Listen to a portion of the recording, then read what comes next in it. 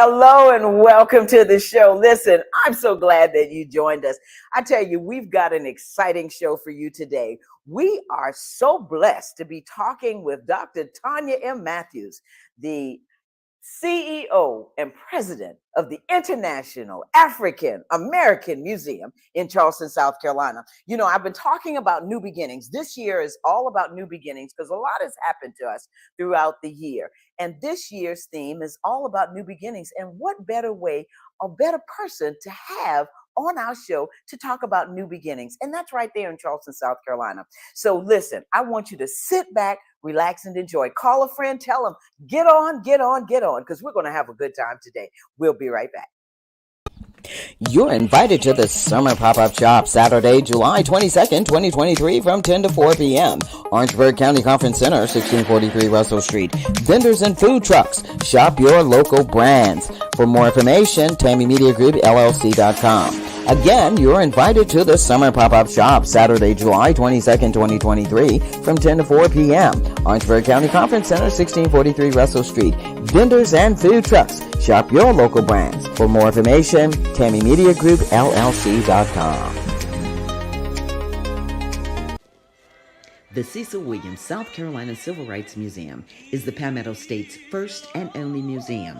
It honors a generation of people, black and white, throughout the state of South Carolina who deserve to be remembered for their unselfish commitments and sacrifices. Enjoy an immersive and entertaining virtual tour. For more information, visit www.cecilwilliams.com.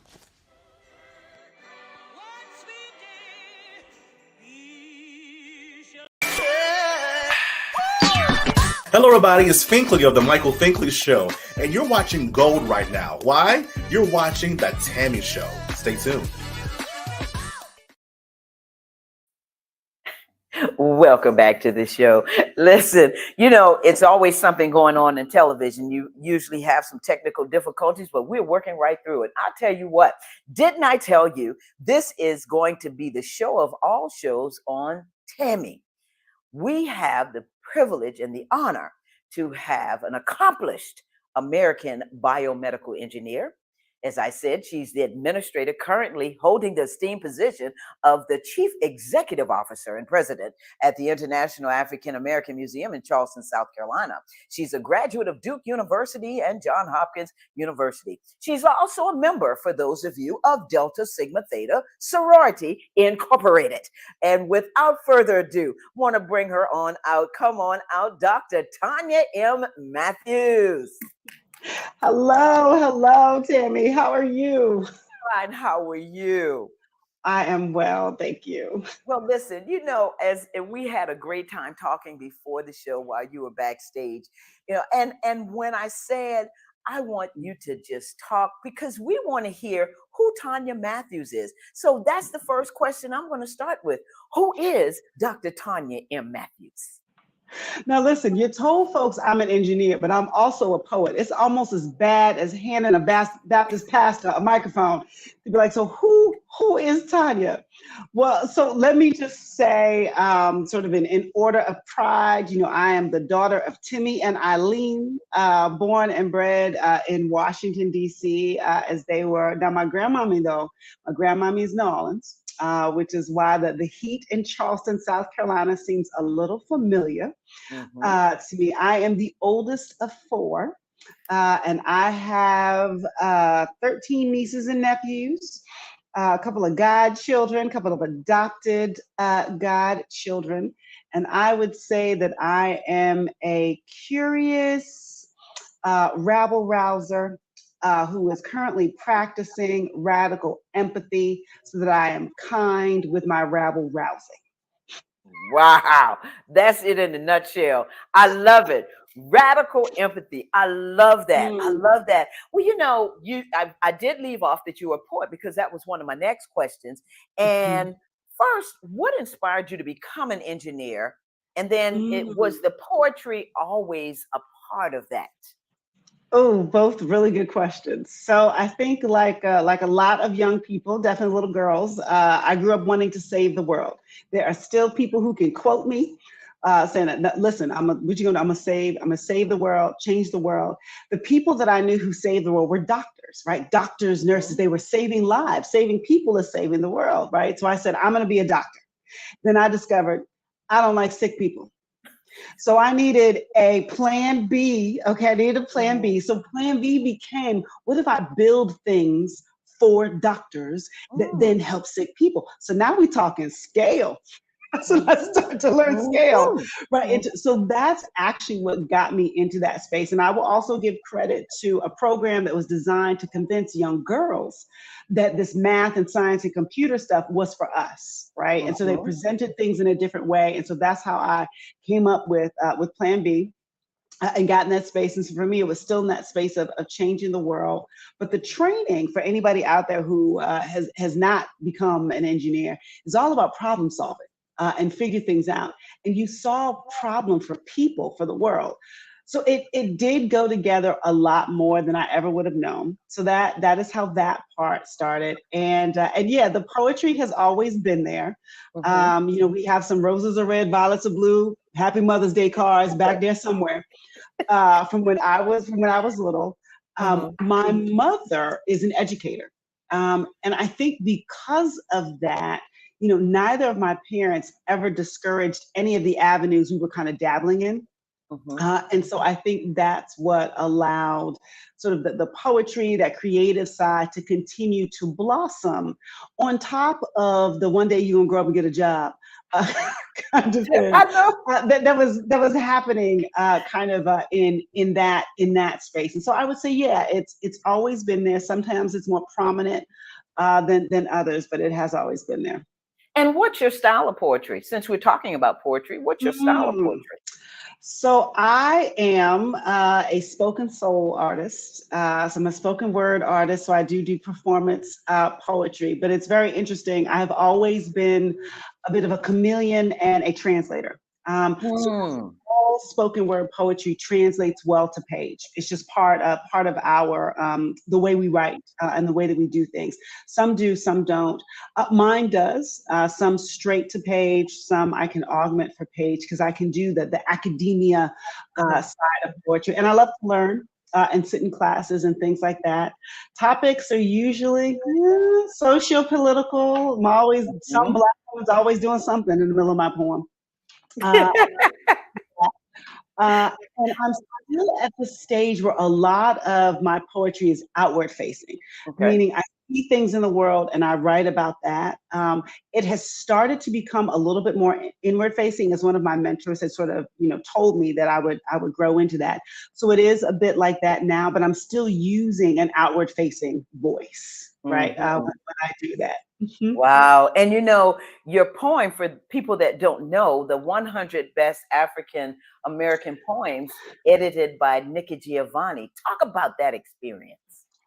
So, it was an amazing experience because those things tend to come as a surprise, right? Because the poem would already be out there. So, I was not part of a submission process. I was part of a notification process. And I was like, oh, okay, like fine, I'm gonna be in a poetry book, and then they kept going. It's like, and it's edited by Nikki. Nikki, who now?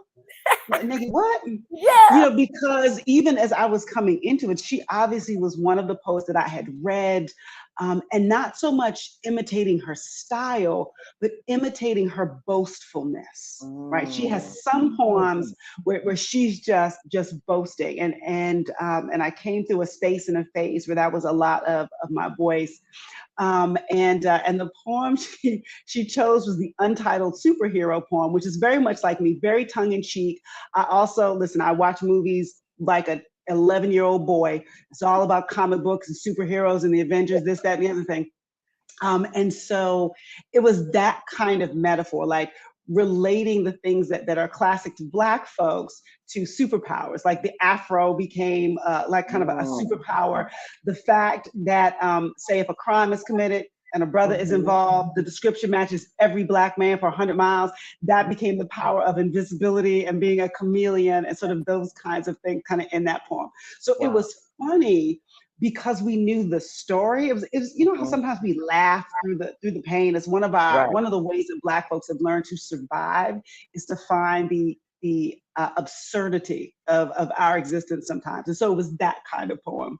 Well, I tell you what, I was excited when I saw that, and I was like, "Oh my God, Nicky Giovanni!" So let's kind of switch a little bit, because Mhm, when you talk about being a poet, and then all of the life experiences you have, mhm. your career, this nonprofit side of you. I didn't tell folks about Michigan and STEAM and STEM and all the things that you have accomplished in your career. How did you mold that into this nonprofit world, nonprofit management? Accidentally. Like let's us all, let's right? and it's very interesting because as I think back, in retrospect, it all makes sense, right? In Mhm. retrospect, I can see the things weaving together, particularly say being on the nonprofit sector for a child that says she wanted to save the world. Okay, it's the definition of our sector, right? Mhm. Nonprofit for good. But I do like to, tell folks who I'm mentoring or who are watching me that I have never understood my next step until after I had made it. Right. It, Mm. it was part about being open to these opportunities. Now, mind you, I don't just take any opportunities. Much love to the millennials. I'm an Xer. Yeah, no, we investigate. There's some consideration. There be some benefits, like all those kind of things. Yeah. But it is things like never turning down an interview, even if I was very, very happy where I was. Mhm. It was not counting myself out of an opportunity if they had asked to interview me. Sort of those kinds of things. But you learn, I think, a bit about yourself as you are sort of pulled into places. Um, and you gotta sort of get this listening ear in knowing whose advice to take and how to take it and how to listen to. Like, you got to guide yourself, you got to have your own Mhm. inner voice, but every once in a while you need to get out of your own way and allow those who have been put in your path specifically for the purpose of Mhm. telling you where you need to go to be able to speak to you. And so it has been a very non-linear path, even though in retrospect I can make it seem like a cohesive bio. That is really not what happened. But that said, if you ask me today, I could point to every single one of my past experiences as preparing me for this moment right here. Wow. And that's one of the things that I love about Mhm. being able to transform. It's the transformations that happen that lend you to being the person and Hmm. becoming the person that you are. Yeah. All those experiences.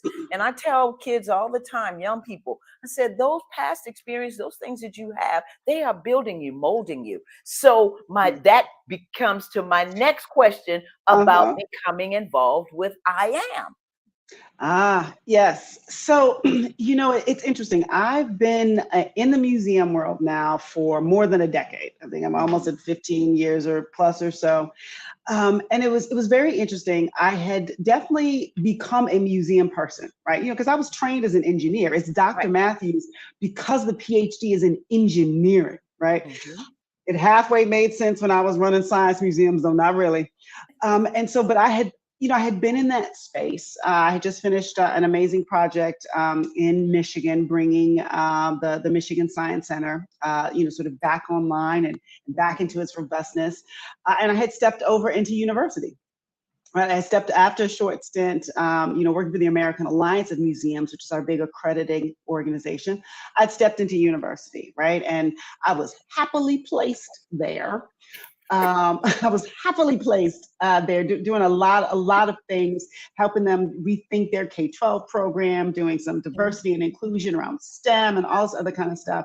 And then I got the call. Like I said, you never turn down the call. You always That's at least right. listen to it. And for your viewers that don't know, this is a 23-year project. We Mhm. just opened. All in all, it took 23 years. So I knew one of the earliest historians who was on the project. So when I got the call, I'm like, I figured they were looking for their next CEO. And she was like, no, they haven't finished building it yet. Say what now? It's been a minute. A minute. At the Thank time, you. I didn't know exactly how long because I hadn't been tracking like that. But I was like, isn't this the one? Mhm. And so, so I obviously I engaged in the conversation. And I will say, embrace all of you, right? Because there's a little ego involved. It is called the International African American All Museum. So right. let me check this out. Let me Right. see what's Right. going on. And then on the one hand, I was also surprised and honored that my colleagues would have thrown my name in the hat, right? I mean, museums look like one thing on the outside if you aren't in this space. But inside the space, there are history museums, there are art museums, there are science museums, there are children's museums, each having their own subsector. And so I was really honored that folks are throwing my name in to run a history museum. African American History Museum, yes, but still a history museum. But as part of just knowing the business, went through some interview process. I even did, pro tip, when you get to a certain level and you can actually do this, Yes. I do a secret shopper. I do a secret shopper when I'm Mm. truly considering things. And so Mhm. I came to Charleston on my own before I was officially brought. Like I knew that moment was coming. Mhm. And so I said, okay, I'm gonna sneak on down. I'm gonna sneak on down. Just so you could feel, so you can Mhm. feel the space, so you can feel the energy, get a better sense of knowing what you were coming for and going in. And then also there's a lot of power in that move. I do it anyway, but there's a lot of power in that move because for folks who don't know, we're built at the site of Gadsden's Wharf, That's which right. is the former site of our nation's most prolific transatlantic slave trading port, right? So essentially, I'm coming down to get permission from the ancestors. May I proceed? How That are we that supposed part. to? And I wanted to know how I would feel in that space. Right, with Mm. this question I get a lot. They ask me, they're like, some heavy stuff, like, how do you feel in that space? I have to say, it took everything in me just not to brush my shoulders off right there at the sunrise. It Mm. was a feeling of pride of okay, all right, this is one step on the journey where they tried to destroy, my people, and it Mhm. didn't work. And Yeah. look who's coming back to town now. And so for me, so I knew, so then I understood how I would feel in that space and that it would build my spirit and not break my spirit to be the one who was guiding how we would steward those stories. And then from that moment, I had to pretend they had to negotiate with me. So I had already that I was coming, that I was coming down there, and the offer was made. I was Mhm. gonna go ahead and take it. Wow. Wow. That is, and people need to hear that. They need to hear your story. That's why I said this conversation, with you coming on the show, just talking, it's about your Yeah. story and how you were able to pull that and weave that into where you are Mm. now at I Am. So we want to take a break. Dr. Tonya, if you don't mind, we're going to take a break and we're going to show some commercials. Of course, we have, and we just got a message from the ancestors Oh, called her here, Destiny. And that's Baba. We call him Baba. Baba Chemo thank brought you, the gas Baba. in Orangeburg. So thank you so much for that, Baba. But we're going to take a break and we're going to show some commercials. And I do want to show that clip of you speaking to everybody. We brought the clip, so we have that. So folks, we're going to go to a commercial and then you're going to see the clip of Dr. Tonya Matthews. Dr. Matthews, we'll be right back. Thank you, folks. We'll be right back.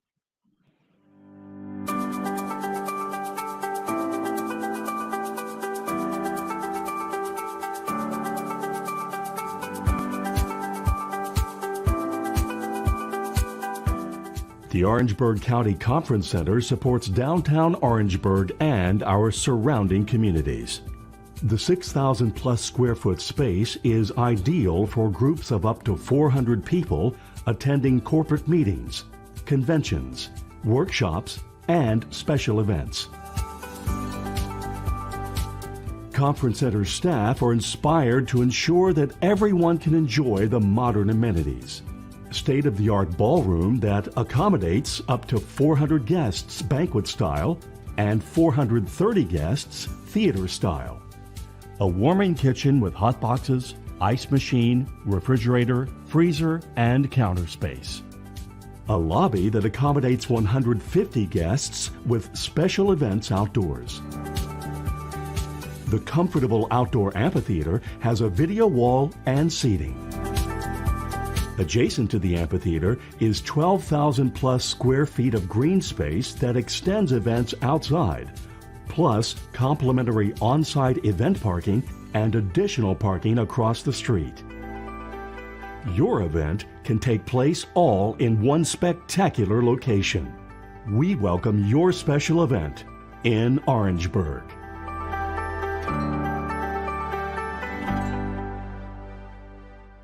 Dr. Tonya Matthews, President and CEO of the International African American Museum. I'm standing here in the middle of the African Ancestors Memorial Garden here on our site in the middle of an incredible art installation. Behind me, you're seeing figures representing those who were held right here at Gadsden's Wharf. Our museum has the humbling privilege and responsibility of reclaiming the site of one of our nation's most significant transatlantic slave trading ports. And here, while we honor the figures and those we lost here, I am surrounded by the words of Maya Angelou's poem, "And Still I Rise." Because what we do is we tell our story in our full context, from 300 BCE all the way up to modern times. And then we invite you into our museum to see the art, the culture, the history, the stories, and to finish your journey at the Center for Family History, where you can explore your own story through our Genealogy and Ancestry Center. We all look forward to welcoming you here. Stay tuned. You are now watching The Tammy Show. This is Roger Gas. Welcome. Listen, Dr. Tonya, I love that clip, and thank you, courtesy of the International African American Museum, better known as I AM. And for those of you that are just joining, I have Dr. Tonya Matthews, President and CEO of the International African American Museum, with us, and we've had a great time thus far. I hope you've enjoyed it. And so now, Dr. Tonya, since we have taken your career and talked about your career, I want us to move into the museum in this second half to tell people what they can be expecting. Now, we have some pictures, and I kind of want to show the pictures and have you talk about that. Okay, is that fair? I can do that, absolutely. All right, let's get with it. Let's roll it, y'all. Oh, yes. So as I mentioned, the museum is reclaiming the space of Gadsden's Wharf. So you can see we are right there on the water. And so the building is facing the Atlantic Ocean. And what you're looking at beneath the building, if you were there and close, is our infinity reflection pool, the Tide Tribute pool. And what looks like just open, light colored spots inside that pool, when you're close up, they're actually the figures of people. The inspiration for the art installation at the bottom of our pool were the Brooks diagrams that worked to show how the Africans were packed into the bottom of slave ships. And so you'll see that. But now the water in that pool is powered by a pumping system that raises and lowers the water as if it were the tide. It's a beautiful, amazing, contemplative place. Then you see our palm trees there. If you were closer, you'd recognize them as a little bit different from what you typically see in the Charleston area, because they're date palms from places like the Canary Islands and the coast of West Africa. So the nod to being the International African American Museum begins even outside. So you can see that the museum is raised. You can see we're up there on pillars. And anyone who is familiar with Charleston knows we flood every other Tuesday, but that's not actually why we're raised up on these pillars. I want so them to we're so raised, you can see the pillars. so you can see the pillars really well there. And so, when we chose our architect, and he was learning about the land, he was learning about the space, he was learning about what the museum would talk about, he adopted our language of this being hallowed ground. And so out of that, he decided that his job was to design a building for which the ground it stood on would always be more important than the building itself. And out of that, he decided that therefore the museum was not going to touch the ground. That's actually why we're raised up on those pillars. We got about 18 13-foot pillars. And there in the front, you can see that when he then raised the building, it created this amazing outdoor space. And so that's when a landscape architect by the name of Walter Hood was brought in. So you got a building architect to design the building. That's Mr. Cobb, Mr. Harry Cobb. And then you have the gentleman who's designing the outside, the African Ancestors Memorial Garden. So you're now looking at the west side of the building where you see mounds. First of all, when in doubt, guess water. So one, you will have some images of water, but two, you'll also have images of, say, dunes. And then three, you'll have images of burial mounds, right? So you have all of those images kind of playing over top of each other. And as you wrap around the building, you'll see various installations. He calls them all gardens. It's a garden within a garden design that we have that rings our entire building. And then underneath our building, we have East Yard and West Yard. Where we can actually host folks and host gatherings, and folks can be there and hang out, sit on the steps, you know, bring the family reunion, all that good stuff. So that's, we have an amazing outdoor space, and it actually became our first floor because of that. And we just actually finished and launched our app. So if folks are interested, there's a tour that goes with the outside that you can just, you know, listen to on your phone while you're walking around outside. I'm excited because Brandon, you're one of your historians, I believe, Brandon, that he told me about that. And I was excited about it. And I will say this, Dr. Matthews, you have a phenomenal staff. The staff that you have, I mean, they are so dedicated and they're so helpful. So I'm telling folks, you got to get to the International African American Museum. I am in Charleston.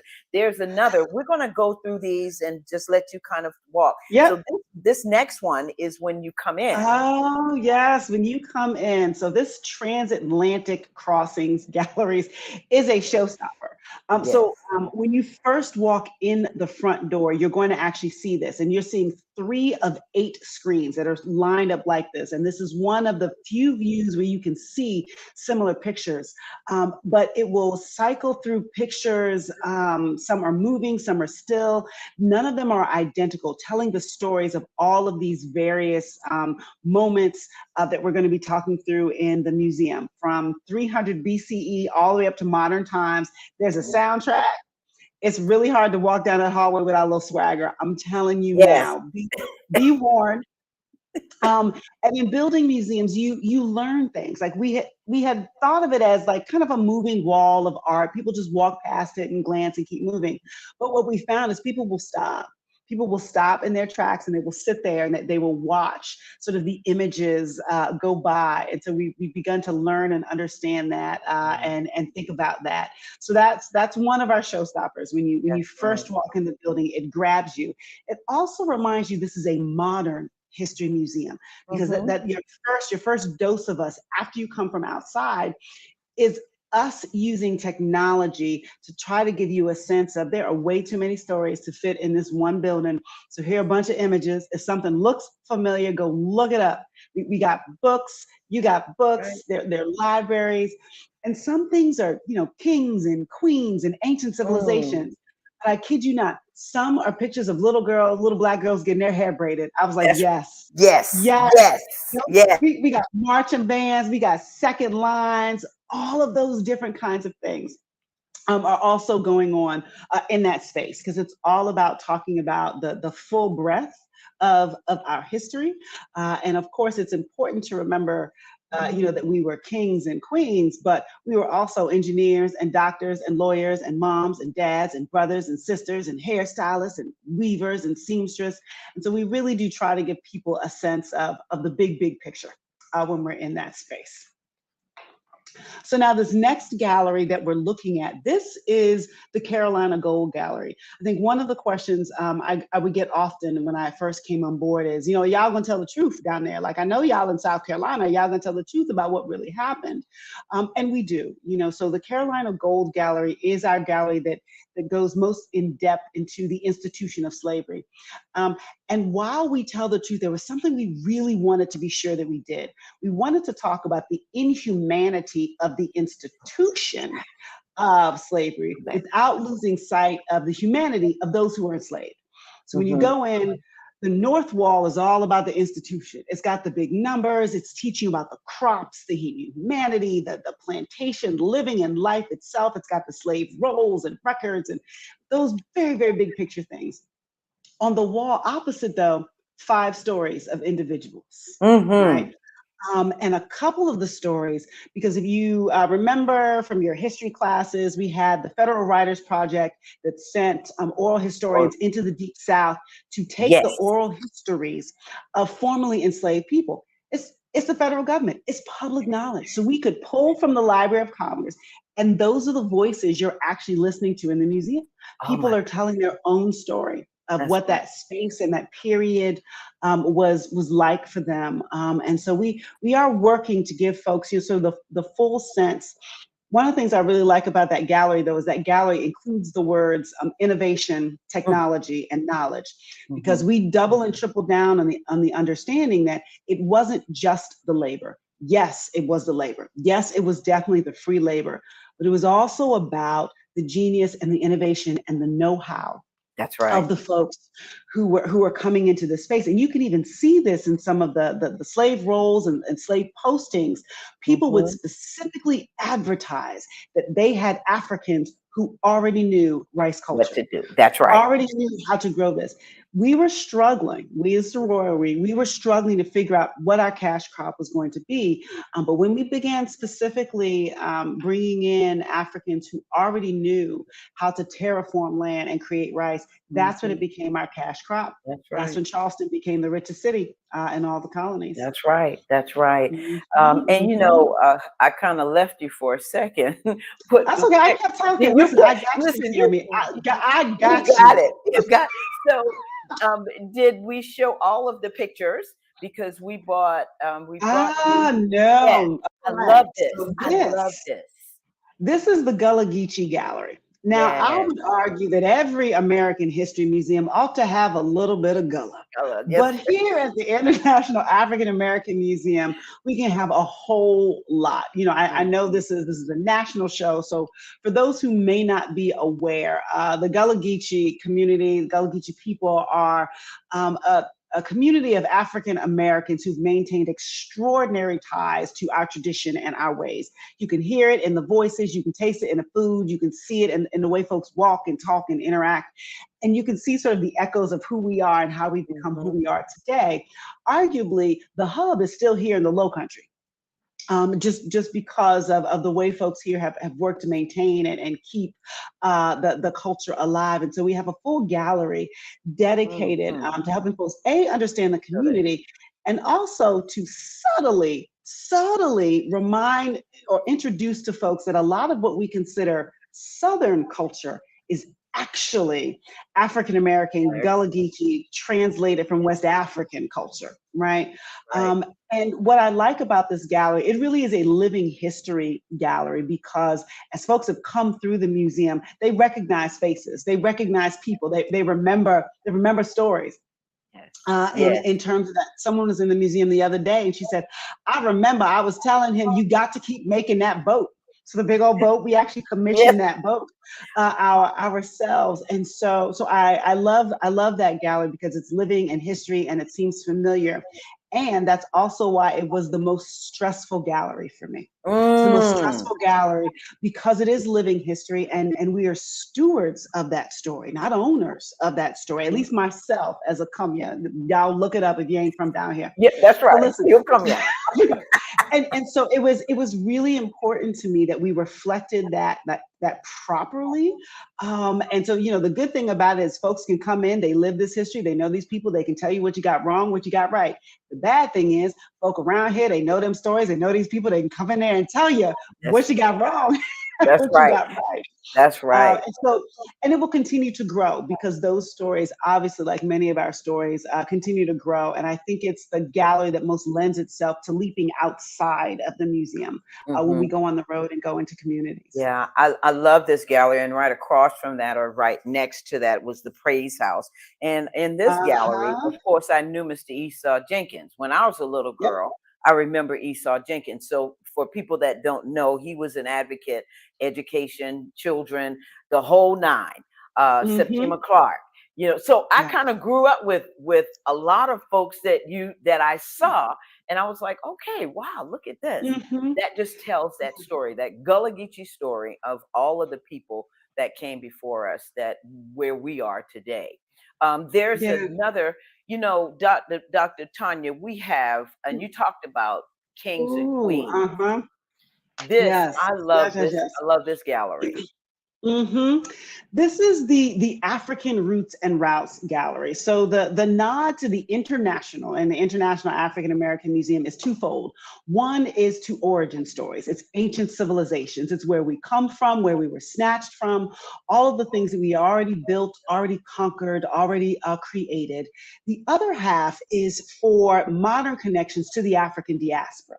When you talk Mhm. about slavery, it was a global industry, meaning Africans were transported all over the globe, and it is remarkable how alike and connected we still are, even though we're very, very distant. And so it's one of the things that we also wanted to draw attention to, that the African American journey has these strands and connections all across the globe, not just back in the day, but also even today. And this statue, this head of Oni, is actually a reproduction, and we have a couple of reproductions, for very specific reasons. And this one, if we had a broader picture, you'd see it says, "Please touch me." Right. This is Mhm. one of the few things that we invite folks to touch in the museum. So we have a few things like that, just so folks can to do some laying on of hands, and to to keep the babies occupied. That's right. Even in the rice gallery, where you're able to Huh? touch the Carolina rice, you know, The for people rice. that aren't Hmm. familiar, they're able Yes. to reach in and touch. You know, I want to tell you Hmm. because now we have Angel Howell that said her daughter's been waiting for the opening for a very long time, and she is so ready to go. So thank you. And Angel, as I say, is the chief of staff for Orangeburg County, Hmm. but Yep, and she and I see that picture. Angel either travels or lives in DC. I saw her standing in front of the White House right there. So yeah, yeah, we'll be ready. We'll be yeah, ready. that's right. That's right. So, talk about the Mm. genealogy piece because Ooh. the Mhm. assistance with genealogy, because a lot of people, and Baba is one of those that is into genealogy. That's what he does. He researches, studies, Mhm. and all. Talk about that for people who are interested in learning more about their genealogy.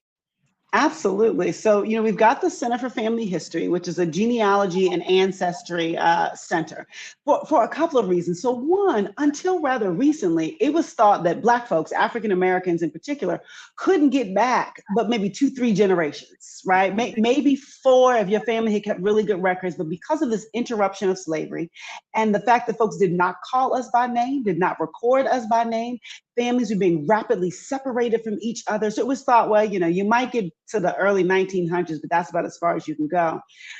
Basically, we know that that's not really true.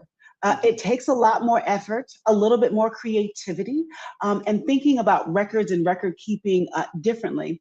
It also requires the kind of space that has permission, if not authority and Mhm. understanding about how to tackle the more sensitive documents. For example, when you're talking about slave records and slave rows receipts when you were loaning out your property. Okay, you got to remember this is commerce, right? We are loaning out our slaves to our neighbor who may not have a slave who is a carpenter, right? Mhm. And so when you have this enslaved individual and he's being or she's being tossed around like this, it's very delicate stuff, right? And you're looking at the records, and so we can acknowledge that. But on the other hand, think about what that document shows you. It not only gives you their name, potentially their age, of course, their gender, it gives you their skill set, it Mm. gives you their travel patterns. Because trust, folks Yeah, know where their property was being sent. that's So if you're right. looking at all of a sudden my family was separated, where did folks go? Understanding the travel patterns of folks Mm. and those kinds of things, you got to be in a kind of space that can embrace that, that in the right way. And also for folks who are looking for more than stories. And so you'll come in and, I love Dr. Henry Lewis Gates, of course, is one of our advisors. Yes. Listen, He has an army behind him and a production company.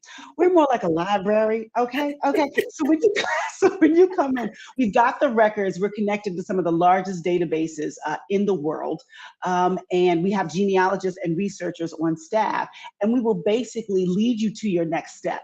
You know, we'll see where you are. You can be just getting started. You could have hit a wall. And so we'll listen to your story, and then we give you ideas about where to go once you're in our space. Or if you're a member of the museum, you have access to these records.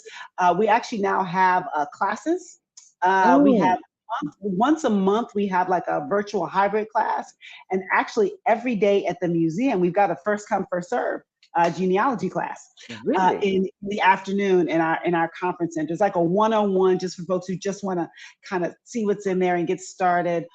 We also have a story booth in the Center for Family History, because one of the things we want to remind folks, it's not all in all old records. Sometimes it's inside of some of these old heads, and you need to take your great auntie into this booth and ask her a question and let her tell you the answer to those. And so you get in there and you can record the story that you're listening to or that you're sharing. You can send it to yourself, and then we ask to keep a copy of it in our records so that we also have that as part of the journey. Wow. So, Dr. Tonya, when you talk about all of the classes, the story booth, and being able to talk with someone one-on-one, do you have to have an appointment to do this? What's the process? Right. So right now, as we're in our opening stage, we're in our introduction stage. So we're introducing folks to everything we have. So like I said, the classes is first come, first serve. You can go on our website, see what time the classes are. We have 1 or 2 a day. We can fit about 30 people in the room. And then, of course, when you want to just come in and talk to folks, no, you know, we're there. You know, you step up, you ask your question. You might have to wait if someone's in front of you. The next phase of our work will include appointments, right? So if folks really want to have some in-depth time, because all of this initial phase, by the way, it's included with museum admission. Come on, let's talk about that. Listen, it is included with museum admission. It is included with your membership. When we get to the next phase and folks are actually making appointments or having us do a bit of the work for them, of course, there'll be some small fees or sort of those kinds of things associated with it, depending on where or how folks want to go. We may have longer half-day, day-long workshops that are more like a workshop that you pay for. But all of this initial introduction and just answering basic questions, even watching some of our old webinars, all of that is included with the museum. Right. And, you know, I want you to kind of talk about the membership as well, because, and Dr. Matthews, I hope you can stay with me for at least another 5-6 minutes or so. Absolutely. Yes. Because I really want people to understand that they're coming to a museum. A lot of people have said to me, so I have to pay to come to the museum? And I said, of course. How else is the museum going to run? You know, a cost, operational cost, keeping the lights on, all those types of things. But talk about the membership and how people can get memberships. Well, I thank you for answering the question the way that you do. Listen, y'all, freedom is a lot of things, but free ain't one of them. Okay, listen. So we are a nonprofit, right? And so we raise money so that we can host folks and bring all of this stuff in. Right. And memberships work for a couple of reasons. So one, obviously membership does indeed help us, cover the cost. And especially if you have a big family or you're planning on coming more than once. And I got to tell you, I have yet to run into anyone who's been through the museum that hasn't told me they have to come back, right? So that's also the kind of thing, right? You know, so we offer the membership so that folks can come back in a given year as many times as they want. Some folks like to level up their membership and include a little donation on top of that. We even have a member circle. If every once in a while you want to actually meet the CEO in person, you know how that works. We have that. But the other thing that I will tell you is that our member numbers matter for other reasons. So we have now just over 40,000 members. We had about a little over 40,000 charter members. Do you know what that says to those who are wondering if we need an African American History Museum? Do you know what that says to people who want to know, do we really have to support this thing? Can we not pay any attention to that? And so those numbers represent folks who are raising their hand in support of the museum. that's one of the biggest reasons that membership is really, really important for us to be able to say we matter. Of course, I'm gonna say we matter. I am paid to say that we matter. But when other people step up and do that, it makes a big difference. And specifically, I would say to my brothers and sisters, to the members of the African American community, trust. We have a very diverse membership base. I need for us to be members, right? And a lot of this is breaking these myths around who supports whose history, regardless of what conversation that is. That is us supporting our own history and it being important to us. And as I've watched, my gaggle of nieces and nephews who pretend not to pay attention, but they see. Right? They see and they understand. They're watching where their elders and their parents and their aunts are focused and putting their money and their time and their interests. And so all of this matters all of the time, but it really matters right now. And I think we all know that. That's right. It really does. And I'm hoping that 40,000 plus as a charter member will move up. Yes, And I know that I know you want members. We want members. I can think of my big sister Deanna, who's a member, Dr. Cheek. She's a member. And out of that, I know that certain memberships, like you said, you can bring 6 people, children, one time a year, but you have that opportunity. So, and my cousin Jocelyn just said, "Great show, Dr. Tonya Matthews. This is just awesome," she said. And so we want to thank you all for watching. One thing that I want to ask you about is what's the message that you hope others will receive after they visit the museum? Oh, that is such a good question. I think one of the primary messages for me is the African American journey in context. Right? It's in context. I have this phrase that I say to my team often, that one of the greatest gifts of understanding the African American journey is being able to understand our ability to simultaneously hold the sensations of trauma and joy. It's not trauma on Tuesday and joy on Thursday. It is constantly woven in there together. And there's a challenge when we're only talking about one piece of our story or another, right? And so there were those who didn't just want a slavery museum. And I can agree with that because that's just the trauma. And there are those who didn't just want a museum that talked about it's all good now and look at all the amazing things we've done. We got Venus and Obama, we done, right? Because that is also just that part of the story. It's about bringing all of that together and even bringing those singular moments together. So I think that's a very, very big part for me. For folks who don't know our story, don't know my story, I want them to leave with that. For folks who do know the story, who are living the story, I want them to feel seen in that. I want things to be both familiar and unknown, right? So, the point of a museum is to teach you something. We're one of the last places on the planet where you're allowed to learn in public and get applauded for it. So, I am also hoping that folks learn something, while they're in the museum, and that it sparks curiosity. Best question you can ask is, do y'all got a book on that? I want to learn some more. I want to do some more. I got to bring somebody here. So yeah. Now I'm looking because now the questions are popping on mind. Right. Dear Lisa, if I am a member, do I still have to purchase a ticket? No, ma'am. But you do have to reserve it because we keep selling out. Okay, so we keep selling. So no, our members get the number of tickets that your membership applies to inside your household. And it's not just one, you can do that all the time. Our charter members came on before the museum opened. So our charter members have X number of tickets they can use this year. And we're now encouraging our charter members to level up into the annual membership for this year, now that we're open. And once you hit that annual membership category, you can come as many times in any given year as you would like. Wow. Again, the comments are coming in. I mean, they are coming in. This is Shanika Aiken, empowerment coach. Thank you, Shanika. great information, good information. Looking forward to going to the museum. I'm glad that you came on the show for a number of reasons. One, because I am a Charlestonian. Two, because I am Gullah Geechee. Three, because I had the opportunity to visit the museum on two separate occasions when we couldn't take pictures, and then when we could. But just to hear, I wanted people to hear you. I wanted people to get to know you. I wanted people to see the person that's at the helm of what we now know as I Am, the International African American Museum. And so for me, this is an honor.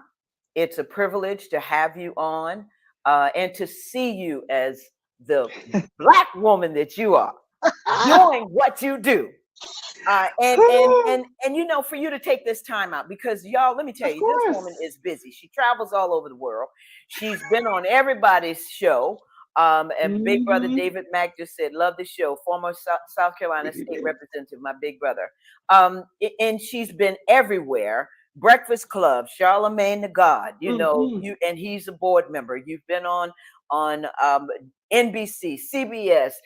CNN, what's the BBC? So for you to take the time out for little old Tammy to come on this show, I want to say thank you. Thank you so much. And out of that, I want you to tell the viewers, now that we have all these viewers watching, what do you want them to glean from this interview, from this conversation that we've had? Yeah, that's such a good question, and I think a large part, like what you said, I think for every organization it matters, but definitely in the space that we're in, leadership does indeed matter, and I take that very, very seriously. But community matters. Community matters as well. I mean, what is the BBC if I can't get on a Tammy show? Like, that's not how this works. That is not this. That is not at all at all how it works. And I think it's one of the things that the museum is going to do, and that I want to do. I'm always surprised folks ask, you know, so do you live here? Of course I live here. Yes. I gotta listen. Yes, I live here. We are a national museum with an international lean, but we understand the power of the home team. It is really, really important to be grounded. And I'm gonna tell y'all, for those who don't live down here in the Low Country, these some praying Black people down here. Come on. So when the struggle is real, okay, when the struggle is very, very real, you know, there's this wonderful army that will pray for you and then feed you. It's like amazing. And so, you know, so I think it's important. And this role for me is the immense collision of both the professional and the personal. I have never worked this hard. I've worked hard all my life. I know. You never worked this hard.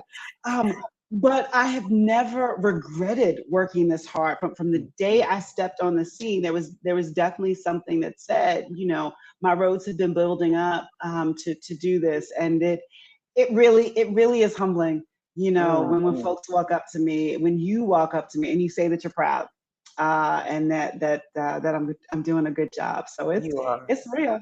It's real. You are. Shanika said, Dr. Matthews, you're such a great representation and role for the African American community. You rock, is what she says. You rock. You. So you know, I got three more questions. Sure. What are some of the upcoming events for the museum that you can just think of off the top of your head, so people that are watching? Now, I'm gonna tell people that you try to get a ticket.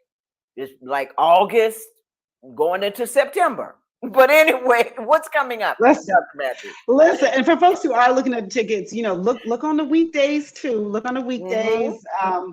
Some days, don't try to walk up. Don't call me. Don't listen. Don't try to find me on LinkedIn talking about I'm there right now. Okay, like don't do it. But yeah, but you can actually book your ticket all the way out through the end of the year, right? So you got plenty of time, and you can plan and sort of think through all of those things. You know, we are making room for some group reservations, which is why sometimes it's also hard to get tickets. I think in that space as well. Now, I did all of that, and I done forgot the question. Oh, the question, Dr. Matthews. Listen, Tonya. The question was So whoever about said I was upcoming real was like, events. you have You no listen, idea. you Upcoming tell me. events. That's Yeah, right. That's upcoming right. events for the museum. So one, for folks who are thinking about coming, sometime soon in the next couple of months, our special exhibition right now is Men of Change. This is an exhibition we partner with the Smithsonian to bring this here. It specifically focuses on Black men who have made incredible differences across the ages. So we've got that exhibition is here. It's a temporary exhibition. It will be with us until the fall. As we've got programs associated with that. As I said, this month, our online genealogy and ancestry classes actually start in the hybrid version. And I want folks to check out the website, particularly if you're going to be in town or you're local, because we're starting to do things in the yard. So we're starting to do, outdoor events in the evening because it's hot. It's hot down here, but we are starting to do some events in the yard as well. Right. And one thing that I want to go back to what you were talking about when you talked about enslaved Africans, there was something that you mentioned about the stories, but you didn't talk about the tokens and the badges. And I don't have a picture of the badge, but I'm sorry I'm digressing because I really want to go back to that badge. Talk about the badges because they're outside. So, outside we have badge frames, and inside in the Carolina Gold Gallery, we have an actual badge. So, there were these diamond shaped badges, right? So remember I was talking earlier about you can look at the rolls and the receipts to see when the enslaved people were being loaned out. When you were being loaned out or you were being allowed out to walk around on an errand, you had to wear a badge. You had to wear a slave badge to show who you belong to, what your skill set was, what your number or however it was they were keeping track of you. It was proof that you had permission to be out and frankly where to return the property if it was found astray in that space. Now, our slave badges, one of them, more ornate one, has a freedman's badge in the center. Now, because of some construction, our freedman's badge looks very much like the slave badge, but it tended to be circular, and it would say free, in the middle. So if you are a freed Black person, you get a freedman's badge. You could pin that badge to you, and so folks would know that you are free. Now, those two things seem very different, and in many ways they are. And the freedman's badge was the artifact that I got to pick up myself, and I took a picture of it, holding it in my hand. I made a little meme, and it says "descendant" on the bottom. Very proud to have that. But what I also want folks to gently come to grips with is that while they seem very different, you got the slave badge and you got the freedman's badge. They both represented the fact that Black folk had to prove they had permission to be outside, right? Either way, you had to mark yourself. You had to show proof that you had permission to be wherever you are. So they're stretched, but they're still on the spectrum. They're still in that same spectrum. And so these are the kinds of trauma and joy, sort of elements as you're going through and you're thinking about all of this and you're wrangling all of this. It ain't complicated. It's very easy, but it is complex. It is complex, and it does require some, I think, mental and emotional and spiritual gymnastics as we get into that space. That's right. And all the stories are so intertwined, as you were talking about. Moments with LJ, thank you. I didn't recognize you. Thank you for the information they said. Because this is great information. And Dr. Matthews, the way we have connected, we could talk for days, for hours. But I know that you have to go. And I just want to say thank you. But my next question points more to you. Because of your accomplishments that you've had in your career, what's next for you? I'm not saying you're going anywhere, but what's next for you as it relates to I Am? I think one of the things that excites me the most about this museum is the fact that it is a platform. it's not just a museum. It's a platform. It's a platform for conversation, Mm-hmm. for instigation, for a little motivation. Y'all Come see, I on. was raised in the church. Come, Okay, so anyway, come on. it's a platform, right? It's a platform, and I think what's next for me is maximizing and leveraging the platform. I appreciate the comments. I appreciate your comments. One of the things is I've always been comfortable in these kinds of upfront spaces, Mm-hmm. and I've been able to maintain as well. And so I think that we are also in a space and an era where we need some folks who can get on out there and maintain and have the platform that folks want to invite you in the room or have Mm-hmm. no choice but to let you in the room. That's right. Whichever, I'm not gonna judge how I got through the door. And so I think for me, it's thinking about how we leverage the museum as a platform for myself personally and professionally, but Mm-hmm. also for the museum. What conversations are we going to be called to elevate? Mm. And speaking of that, that's next, getting you out there as you have already been and speaking, going Hmm. around the country, going around the world and speaking about I am, speaking about the message of what happened at Gadsden's Wharf. As you said, the good, the bad, the ugly. Mm-hmm. Mm-hmm. Yeah. Yeah, absolutely. And I think, to your point, you mentioned this is why we're building such a strong home team because we are going to be spread, nationally, internationally. And I think that the myth of leadership is that you are required, Mm. right? If we do it right, we are necessary, Very. right? Yes. And we are moving. But listen, I need to be able to be out the house. I got to sleep sometime. And so with those kinds of things, so when you meet other members of the team, they are holding their own. Mhm. And I've had the opportunity to help steward us. When I arrived, we had around 11 or 12 folks on staff. We're now a staff of larger than 60. Right. And so that was also an incredible sort of opportunity, to be able to talk to folks and build folks that are sort of Mhm. really in on the mission.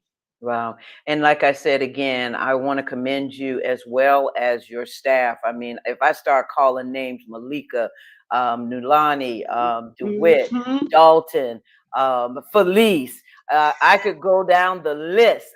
Yes. And when I say phenomenal, amazing, I could use adjectives that describe how they are and how you are. We are so glad that you're in Charleston, South Carolina. I'm so glad that you are the CEO Thank you. of the I Am, and that you're doing what you do, my sister. I mean, you making us proud. I mean, really, your whole team. You make us proud, and around the world. And so, thank you. My last thing is, and this is for you personally. 3 words that describe you. Ooh, all right. 3 words that Poet. Come on. describe Come on. me. Okay. So I think I don't want boring words. Okay, wait a minute. Now, wait a minute. So I would definitely say um, all brain, right? People talk left, right, and I'm clearly an all brain. I'm an Mhm. all brain kind of person. Mhm. Um, I would say creative. It's Mhm. very interesting. I mean, weirdly creative, right? Just, I will Yeah. go left just because you're going right and vice versa. So I would Mhm. definitely say creative. Um, and the last thing I'm going to say is true, but also aspirational, and it's grounded. It's grounded. I go far, I go high, and I do all these things, but roots are important. So Yes. I work hard to stay grounded, but it is also a bit of an aspiration to make sure I stay down Wow. here. And you are doing a fabulous job. That's all I can say, my sister. Dr. Tonya M. Matthews. What can I say? Thank you, my darling. Thank you. Thank you Thanks, Tammy. so much. Thank you. I really appreciate you. Listen, I look forward to talking with you in the next 2 or 3 years, or maybe even before then. when there's Mm-hmm. another exhibit or something happening. And if there's anything that we can do here, I can do from the Tammy Show or just personally, please reach out to me because I'm here for you. Absolutely. I support you and your Thank team. you. Y'all heard that. Y'all okay. Just They okay. know, Y'all they all know heard me. They know me. They know I'm here for it. So listen, you have a wonderful rest of your day, rest of your that. week, great weekend, and may God continue to bless you in all that you do. Thank you, Tammy. Thank you. Thank you. Thank you. All right, folks, listen. I tell you what, I don't know if you understood what just happened here on the Tammy Show. I'm about to cry because just knowing what the International African American Museum is doing and is doing for our people in Charleston and for everybody. I'm not just saying just for Black people, but I'm saying for everybody because it's about telling that story. And to have Dr. Tonya Matthews on my show at this time, do you know what that means to me? That means so much to me. Being a little girl from Charleston, South Carolina, adopted little girl from Charleston, South Carolina, and having this phenomenal leader come on and take the time to say, "Hey, I'm going to tell you all about what's happening at I am." And so again, I want to thank you viewers for always tuning in to Tammy. I mean, thank you, thank you, thank you. And thank you for the comments. It was nice having the questions in the comments. I hope Dr. Matthews enjoyed it. Dr. Matthews, again, I've got to say thank you. Thank you, my sister. Keep doing what you're doing. You are a great leader, and we look forward to more that's to come. And I hope that you're going to be able to come to Orangeburg, South Carolina State, Claflin University, and all the places that they need to hear what's happening at I am. And so without further ado, I'm going to let you know, listen, we've got a great show planned for you next week. We're going to be talking with Xavier Smith. He's an author, an entrepreneur, actor, model. Let me tell you, he does it all. He has a great new book. He's going to be here to tell us all about it. I want to thank my producers. You know, I love you all so much. Tiana, Willie, Felicia, you all listen, when Dr. Matthews, you the GOAT now. But these young people, they are truly the GOAT as well, greatest of all time. And I want to thank them so much for all that they do on the Tammy Show. Remember, I always say to you, please remember, subscribe to the Tammy TV show. That's on the YouTube channel. So I want you to be a blessing to somebody today and every day. Don't ever forget that. Always help your neighbors. And remember, it's about new beginnings. So again, thank you for joining this show and see you next time. Take care. Love you guys. Bye-bye. Coming up on the next Tammy, I'll be talking with Xavier Smith. He's an author, model, entrepreneur, and he's here to tell us all about his book. And I'm so excited about it. So join me on the next Tammy on the Tammy TV Show's YouTube channel, Thursday, 7 p.m. See you then.